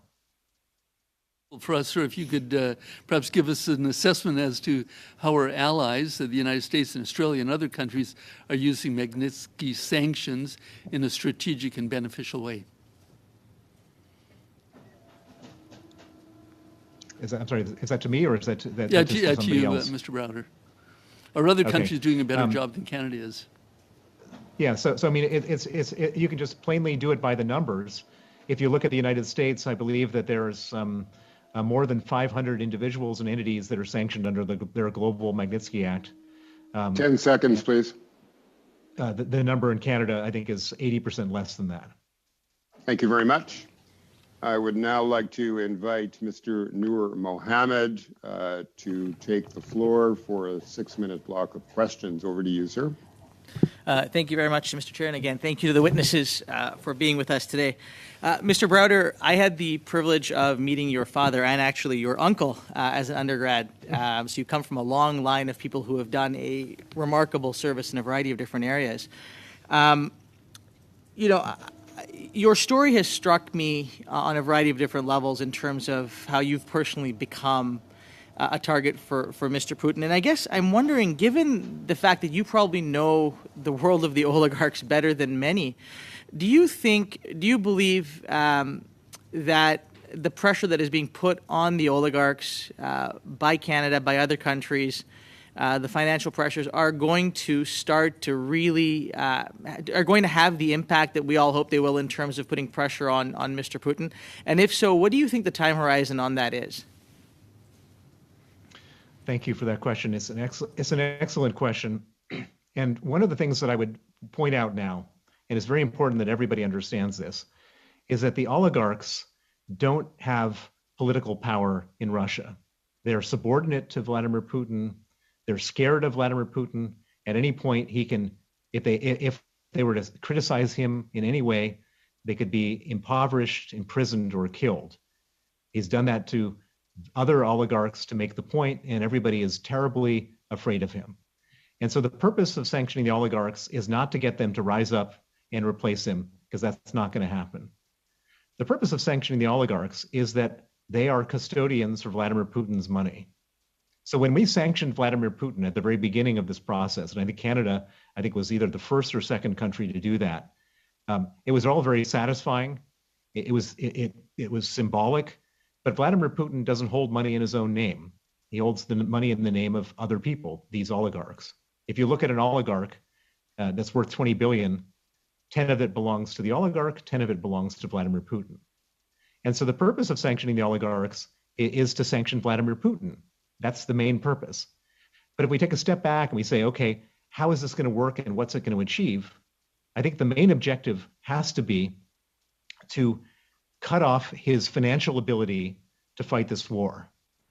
And we've done some good things in terms of doing that. So the West and Canada have sanctioned central bank reserves of Russia, which is equal to about 350 billion, which is excellent. The West has sanctioned 35 oligarchs. When I say 35 oligarchs, I mean either the US, Canada, EU, UK, or Australia have sanctioned 35 oligarchs. Not necessarily all of them have sanctioned all those oligarchs. That's also very helpful. Having said that, there are 118 oligarchs on the Forbes rich list, and so we're not there yet. But even with those two categories, which is a lot of money and a lot of assets all over the world, we've only hit what I call the savings of Russia. What we haven't hit is the income of Russia. The income of Russia is $1 billion a day that Russia receives from the sale of oil and gas. Now, most of that goes to Europeans, goes to Germany and France and Italy and so on. But that's really problematic because every day Vladimir Putin gets $1 billion, and every day he spends $1 billion on the war killing Ukrainians. And so one could argue that if we don't get that under control, then having frozen the assets doesn't mean anything because he continues to have the income to do this. And so that's the major elephant in the room that needs to be dealt with. It's not so much within the capability of Canada, but that's the key to the whole thing.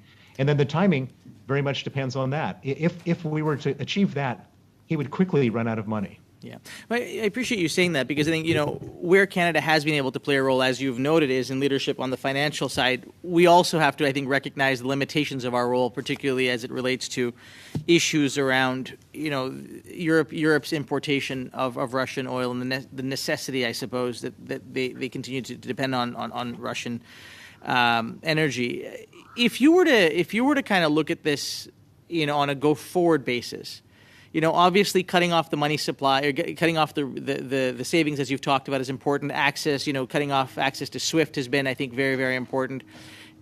What needs to happen for Europe, in your view, to be able to put enough pressure for them to now cut off the oil resources? I mean, we're not going to be able to replicate energy supply to Russia overnight. That's not going to happen from Russia overnight, from other sources. That's not going to happen. So what else is available to Europe beyond moral suasion to kind of push this? And is there any role that Canada can play on the moral front to kind of help Europe? Because we're not going to be able to solve this in any other way. We don't have, we're not a superpower, obviously. Well, there's one other thing we haven't talked about, which is that Russia's not the only oil supplier in the world. There's other oil suppliers. And there's one big oil supplier which could solve a big part of this problem for us. So on one hand, we're talking about restricting the purchase of Russian oil and gas, but you have Saudi Arabia, which sits out there as the sort of swing factor in OPEC. And Saudi Arabia historically has been willing to turn on and turn off oil to keep oil prices stable for the U.S. and allies around the world. And Saudi Arabia, in theory, if they were willing to be a responsible player in this whole thing, could add an extra 2 million barrels of oil a day to their oil supply. And if they did that, I estimate it would push the price of oil down by 25 to 30%. Thank you. Means that... Thank you very much. I would now like to invite Ms. Michaud to take us through the next 6-minute block of questions. Ms. Michaud, floor is yours whenever you're ready. Merci. Thank you, Mr. Chair. Thank you to our witnesses for appearing today. I will continue on the same line as my colleague with Mr. Browder. My colleague Van Popta mentioned the book you wrote, and another colleague mentioned other members of your family. So we can see clearly that people are admirative of your work and your family. So I will continue on the same vein on the sanctions imposed on Russia. You were saying that the sanctions on oligarchs were to impact Vladimir Putin himself, while Canada or the West have been doing a good job with these sanctions, and hopefully that will have some impact. But let's imagine that we arrive at an end to this conflict. How do you think Russia might react to these sanctions that have been imposed, especially by Canada, by the West, once the dust has been settled in Ukraine? Would there be repercussions for a country like Canada? Thank you for that question. I think that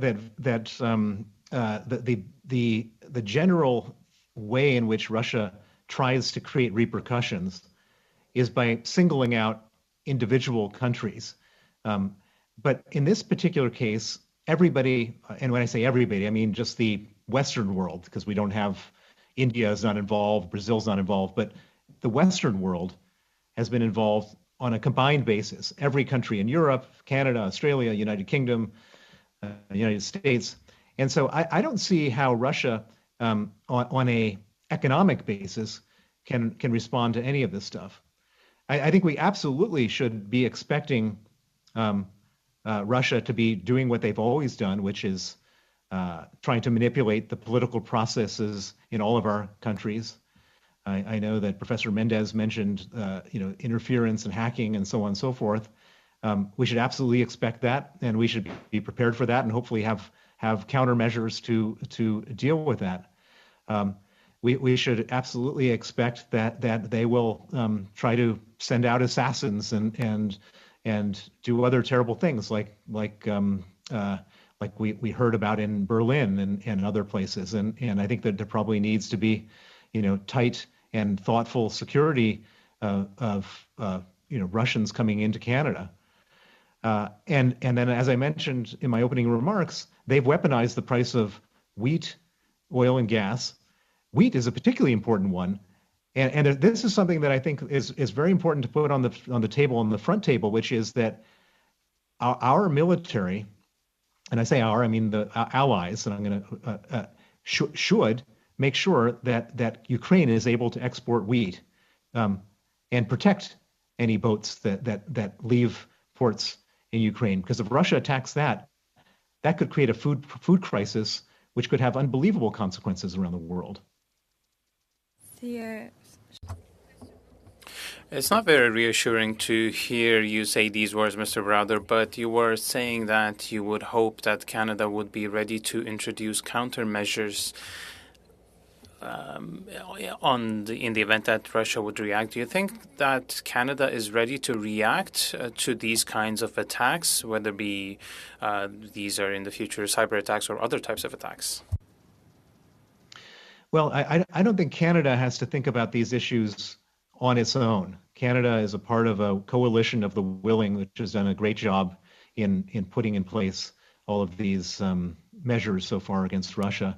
And so these are conversations that you don't have to think about by yourself. These are conversations that they should be thought about in conjunction with the U.S. and the EU and UK, et cetera. And if there's an attack on one, there's an attack on all, whether it be a military attack or a cyber attack or any other type of attack. And so I don't think, just because I paint a bleak picture doesn't mean that we're not in a strong position. Russia's in the weak position here. They've been humiliated militarily. They've shown that they're incapable of doing even the most basic things that one would have been fearful of them doing. And so I don't think we should overestimate their capabilities, but at the same time, we shouldn't ignore some of the things which are happening right now, which is that, and I really stress this, that the price of oil, the price of gas, and the price of food can dramatically change the situation, the democratic situation in Canada. You could end up in a very difficult political situation where all sorts of actors can act out because of this. And so I think that one needs to understand that the big weapon, the major attack has already happened, which is how do we deal with these hugely high costs, which affect every household in Canada and every household everywhere else in the world. Merci. Thank you. As far as I can tell, it's good news that we have allies, we have organizations such as NATO, but at the same time, is it maybe not a problem, but a potential attack against a NATO member country? This famous article that says that if a country is under attack, then every other member of the coalition might intervene. Would that not take us to a point where there will be a global conflict, where Russia would then attack NATO on the basis of the economic sanctions that have been introduced over the past months? I'm sorry, but we're going to have to wait for that answer. Yes. Perhaps, Mr. Brower, you could write that Yep. answer and send it to members of the committee so we will have the benefit of your wisdom. I now would invite Mr. McGregor to take his 6-minute slot of questions. Whenever you're ready, sir. Yes, thank you, Mr. Chair, and thank you to all of our witnesses for helping guide our committee through this study. Your testimony has been very helpful. Mr. Browder, I'd like to start with you. You know, it's quite an eye-opening figure when you mention $1 trillion, which the Putin regime has stolen from the Russian people, and which you said is held in various countries in the West. You know, you have significant amount of experience in the banking sector. You know how people can use intricate ways of hiding their wealth, of using various holding companies and so on. And you know, Canada has had its own problems. So we've coined the term snow washing here in Canada because of the ease with which people can set up shell companies. And while we have taken, there have been significant announcements recently, like creating a beneficial ownership registry, hopefully in the future, the near future, a creation of a financial crimes agency. I guess what I'd like to ask you, you know, from your perspective, like, how can countries take the lead on this? Like, how easy is it to employ like forensic accountants to really try and uncover where the oligarchs have their wealth held? You know, like do nation states have the ability to do that easily if they put their mind to it? No, the answer is simply no, and this is a big problem. So the oligarchs have spent the last 22 years assuming that one oligarch is going to steal from another oligarch, or a government's going to try to expropriate their money, and so they've bought the best asset protection advice that money can buy. They will run circles around us, and so I have an idea. And this is something that I've presented to the British Parliament, I've presented to the US Congress, and I present to you today, which is that the only way that we will ever know how they've put their stuff together, how they put these schemes together to hide their money, is to have the people who put them together tell us. Now, these people aren't in the business of telling us the information that they have, because they would claim lawyer-client confidentiality or something similar. And so my idea, my proposal to you, is to put an amendment into the sanctions law.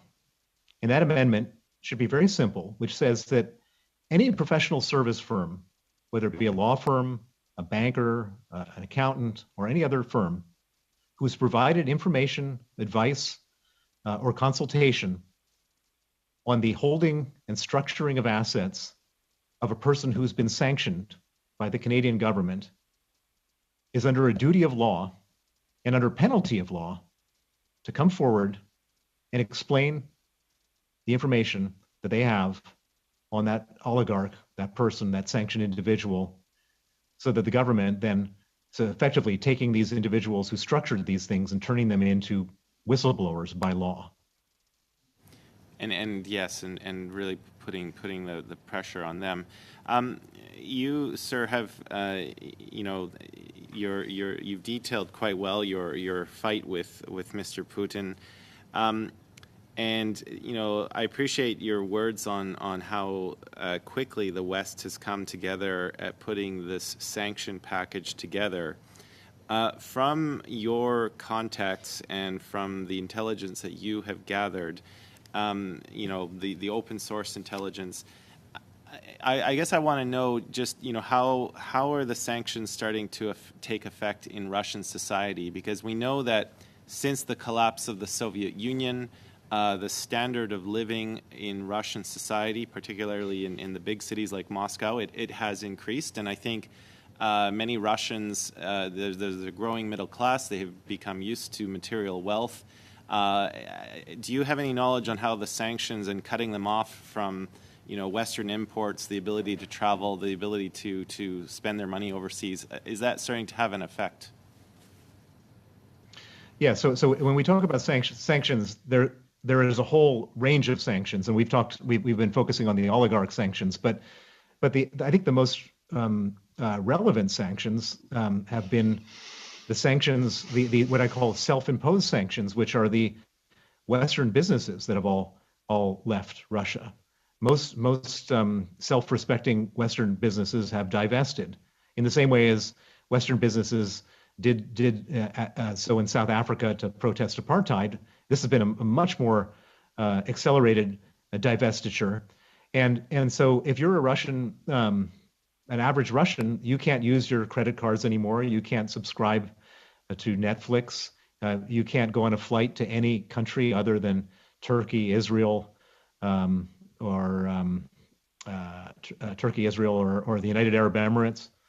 And it's completely changed their life. And I would argue that the IMF estimates that the Russian GDP will contract by 10 to 15%. I think the number is going to be much higher than that. I think that the Russians will face a full-scale economic depression as a result of these sanctions. Thank you very much. We now move into a second round of questions. And to lead us off will be Mr. Lloyd with a 5-minute block whenever you're ready, sir.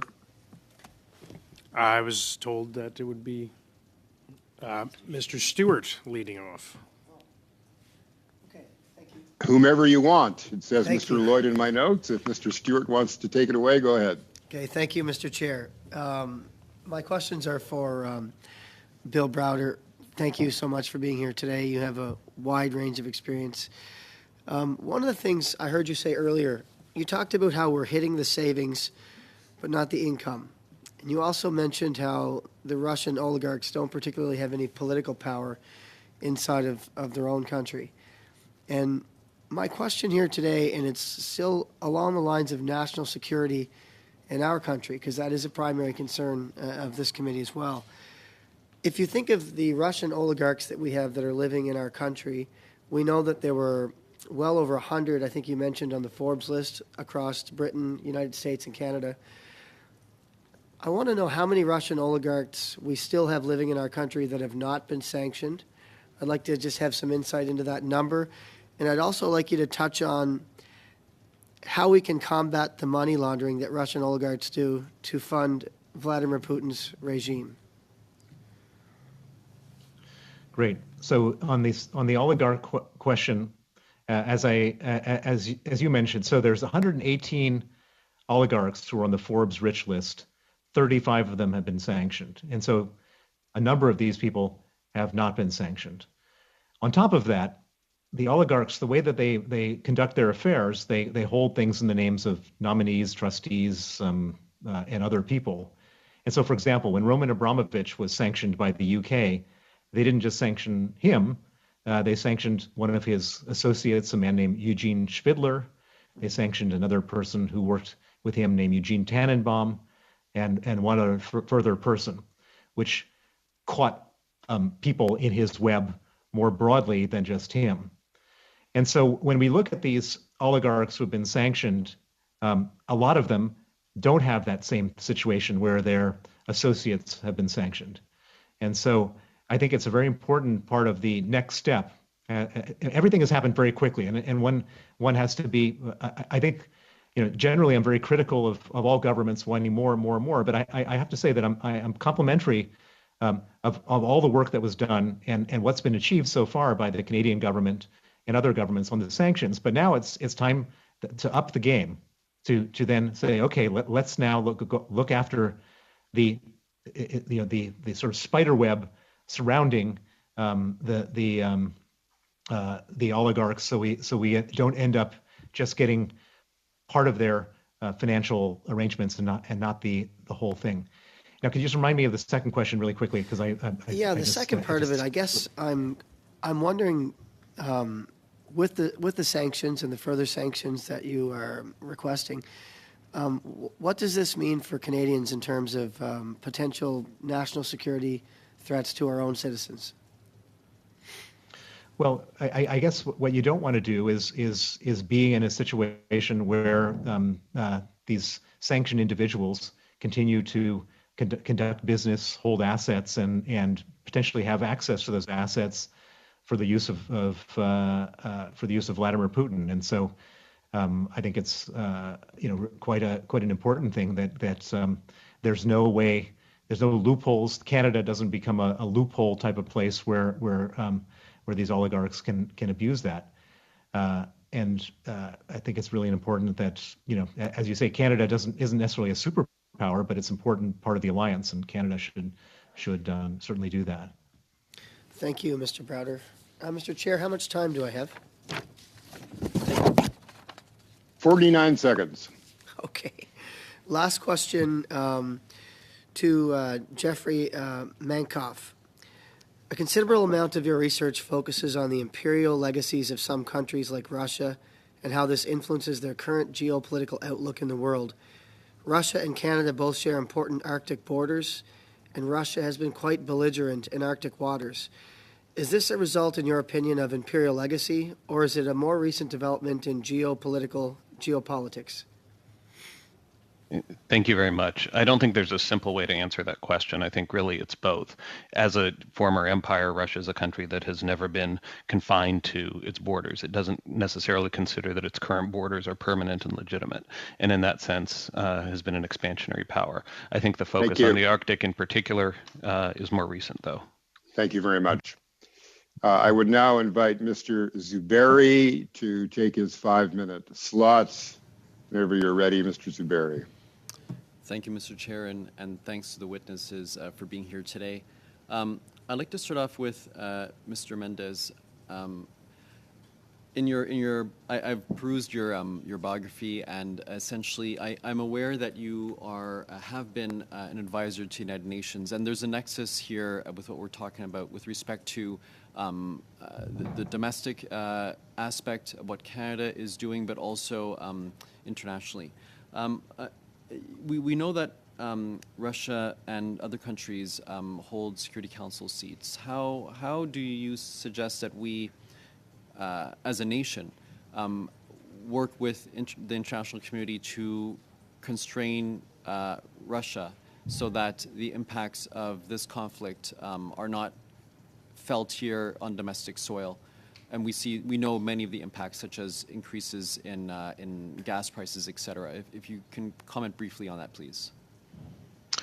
Thank you very much. That's a really important question because, in my view, what has happened with Russia invading the Ukraine, but also at the same time the potential for similar types of damage to the international rules by China and other countries. What we are actually facing in the world today is not, as President Biden is saying, as between autocracy and democracy. It really is a full-scale attack by certain authoritarian countries against the international rules that we have actually established since the Second World War. And for that reason, I think it's really important for when we're looking at Russia, for example, is to think about how can those countries in the world, it doesn't have to be only the Western countries, but those who actually do believe in the rules that were established after the Second World War, how do we work together to stop the type of damage that Russia, and I have to say China too, and other countries could be doing to the international rule of law and the peace and security that was established after the Second World War? Part of that actually means working together in very different areas. So actually, I would like, in a way, to answer your question by also answering Madame Michaud's question is, for example, in terms of countermeasures with cyber attacks, you don't have to announce what the countermeasures. They will be felt if you do it in the strongest way. So, for example, if all the Western countries who are basically the targets of Russian cyber attacks, they could work together to put together such a strong countermeasure and deterrent, which could basically undo a lot of the technology and manufacturing going into arms manufacturing in Russia, which could actually stop a lot of their arms manufacturing, which they're using to attack the Ukraine. So there are ways in which collectively the nations who believe in the rule of law can work together to stop the type of attacks that are happening in the world. And that's why, again, I would strongly recommend, I've written an 8-page brief for this presentation, so I welcome you to look at it. I'm actually suggesting that those who believe in the international rule of law should be thinking about a kind of Article 5 collective security response to the type of damage that is being felt by Russia and by other countries, including China. China. Thank you, Mr. Mendez. I just have about less than a minute and a half. First off, I want to give a shout out to Mr. Browder. Like your book, reading it still, it's an excellent read. I'll email you to know whether or not I should read fast forward to your second one and skip the first one, and whether that has updated information. No, I'm seeing no. But going back to Mr. Mendez and Mr. Mankoff, I'd like to put forth the question to either of you, and whoever feels you want to jump in, please do so. With respect to Arctic security and security of what's north of our most of our civilian population here in Canada, to what extent do you think we need to focus on this vis-a-vis what's happening right now with Russia and other international actors? Do you want me to go first, Jeffrey, or do you? Thank you very much. As an international lawyer, I'm extraordinarily worried about the fact that Russia is promoting vast amounts of activities in the Arctic, including having massive ports and basically preparing to extend even to areas which is in doubt in terms of Canada's jurisdiction in the Arctic. So I think there needs to be a lot of attention paid by Canada to what is happening in the Russian side of the Arctic, which is slowly creeping over into our side, and we have to promote our international obligations in that part of the Arctic. I'll leave the rest Thank to you. Jeffrey. Sorry, we're out of time. I now would invite Ms. Michaud to take her 2.5 minutes as we move along towards the end of this panel. Ms. Michaud, whenever you're ready. Merci. Thank you, Mr. Chair. Mr. Mankoff, in an opinion article that was published in last March in the Toronto Star, you were saying that the West has to decide until where it would go against Russia, and the one of the questions there was, of course, to answer Russia's worries in terms of NATO expansion. So what did you really mean by that? How do you think the West should respond to Russia's concerns when it comes to NATO expansion, given that there hasn't been much discussion for Ukraine becoming a member of NATO when it was invaded by Russia? And as I was asking another witness previously, when it comes to Sweden and Finland who wish to join NATO, would we have to be fearful of certain repercussions? Sure, thank you. Of course, this war is ultimately going to end with some kind of a peace deal. And what that peace deal looks like, of course, will depend very much on what happens on the ground. But I think that as that deal is being hammered out, one of the questions that will have to be resolved is what is the nature of the European security architecture? Clearly, part of Russia's sense of grievance that precipitated the start of this war was the belief that NATO expansion posed a threat to its interests. We don't have to accept that that is a legitimate concern, but I think it behooves us to recognize that it is a concern that Russia has expressed, and any sort of stability on the European continent is going to require dealing with that concern in some fashion. I think as we've seen with the movement of Sweden and Finland towards NATO, right now Russia's not in a position to make good on some of the threats that it had exerted previously. I think that perhaps, depending how the war with Ukraine plays out, it may be in a similar position vis-a-vis Ukraine in the future. But nevertheless, whether or not Ukraine is to be a member of NATO over the longer term is something that is going to have to be part of a much larger settlement about the nature of the post-war European security architecture. Merci beaucoup. Thank you very much. I only wanted to thank Mr. Mendez. Yeah. Thank you, Mr. Mendez, for having responded to my question by responding to Mr. Zuberi's question. Thank you. Okay, thank you very much. Now, finally, I would like to turn to Mr. McGregor. Sir, you have 2.5 minutes that will take us to the end of this panel. Go ahead. Thank you, Mr. Chair. Professor Mendez, I'd like to turn to you. In your opening remarks, you were talking about, how Russian trolls have been targeting public trust And we have seen examples of that. In fact, we know that in a lot of the social media spaces that were promoting distrust of public health measures, when the Ukraine war started, a lot of them immediately switched over to pro-Kremlin propaganda, which does suggest very strongly some Russian involvement there in trying to really push these narratives along. This subject matter is very closely related to our committee study into ideologically motivated violent extremism.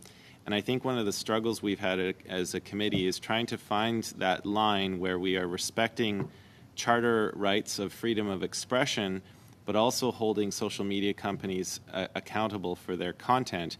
And I'm just wondering, sir, if you have any thoughts on recommendations our committee can make specifically on how we inoculate social media platforms against foreign state actor interference in pushing that disinformation so that it foments this kind of public distrust against our democratic institutions. Thank you very much for that question. In my brief, I actually addressed this issue, but to answer it in the time that's remaining, given the fact that there is a lot of debate in terms of whether or not Canada can actually put forward an online harms bill, given the backlash we've seen in terms of freedom of expression, I urge this committee and the Justice Committee and other committees studying this area, the Heritage Committee, to look at what the EU is suggesting in terms of its Digital Services Act, which is basically saying, look, we've gone through that whole backlash process, and we are going to be presenting a systems approach to this issue so that the onus is on the platforms themselves, and we're going to put on them the onus of having annual risk assessments, audits, independent audits, and ultimately the potential for fines being put forward by regulatory agencies if they do not live up to it. It's in my brief. If you want to have a look at it, I'll be happy to talk to the committee in bigger detail later on. Thank you very much. I don't think we've received the brief yet, but we'll definitely pay attention to that. Thank you. Well, and we'll make sure that it's circulated. Thank you. Colleagues, that takes us to the end of this panel. And on your behalf and on behalf of all parliamentarians, I would like to thank the witnesses for their enlightening testimony around a subject that's evolving daily in front of our nation and indeed the world. So thank you very much for sharing your insights and your expertise with us. Colleagues, just a reminder that the meeting on this Thursday, May the 19th, will be on the main estimates, and supplementary estimate C will be held from 12 p.m. to 2 p.m. Eastern Time. Note the difference to accommodate the minister's schedule. Thank you very much, everybody. I now will adjourn this meeting. See everybody in a few days. Bye-bye.